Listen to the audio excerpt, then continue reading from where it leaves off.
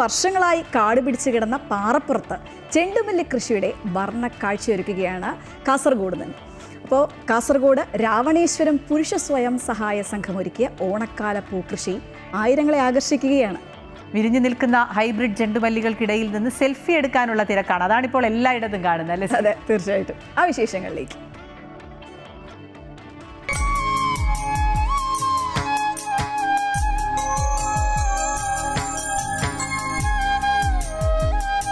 ചെണ്ടുമല്ലിപ്പൂക്കളുടെ വർണ്ണവസന്തം സമ്മാനിക്കുകയാണ് രാവണേശ്വരത്തെ പൂന്തോട്ടം. എത്ര കണ്ടാലും മതിവരാത്ത വർണ്ണ കാഴ്ച.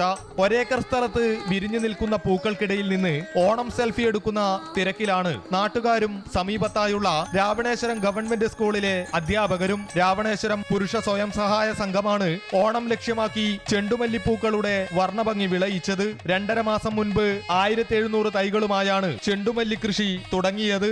വിത്ത് നമ്മളിതിൻ്റെ ചെടി സംഘടിപ്പിച്ച മടിക്കയിൽ നിന്നാണ് നമ്മളിത് സംഘടിപ്പിച്ചത്. നല്ല രീതിയിലുള്ള ചെടികളായിരുന്നു. അതുകൊണ്ട് പിന്നെ നമ്മുടെ ഈ സംഘത്തിൽ 11 പേരുണ്ട്.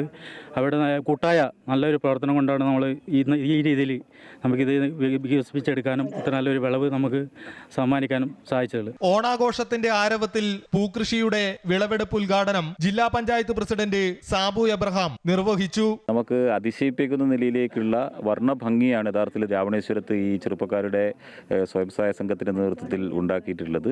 അതിന്റെ പിന്നിൽ പ്രവർത്തിച്ച എല്ലാവരെയും ഞാൻ ഹൃദയപൂർവ്വം അഭിവാദ്യം ചെയ്യുകയാണ്. യഥാർത്ഥത്തിൽ രാവണേശ്വരത്തിന്റെ കാസർഗോഡിനും കേരളത്തിനുമുള്ളൊരു ഓണസമ്മാനമാണ് യഥാർത്ഥത്തിൽ ഈ ചെണ്ടുമല്ലി കൃഷി എന്നുള്ളത് കൂടി സൂചിപ്പിക്കുന്നു. നാട്ടുകാർക്കും ക്ലബ്ബുകൾക്കും ഓണത്തിന് പൂക്കളം തീർക്കുവാനായി മിതമായ നിരക്കിൽ ഇവിടെ നിന്ന് പൂക്കൾ നേരിട്ട് നൽകും. ഓണം വർണ്ണാഭമാക്കാൻ രാവണേശ്വരത്തെ പാറപ്പുറത്ത് ചെണ്ടുമല്ലികൾ വിരിഞ്ഞു നിൽക്കുകയാണ്. ഒരേക്കർ വരുന്ന പ്രദേശത്താണ് ഈ മനോഹര കാഴ്ച.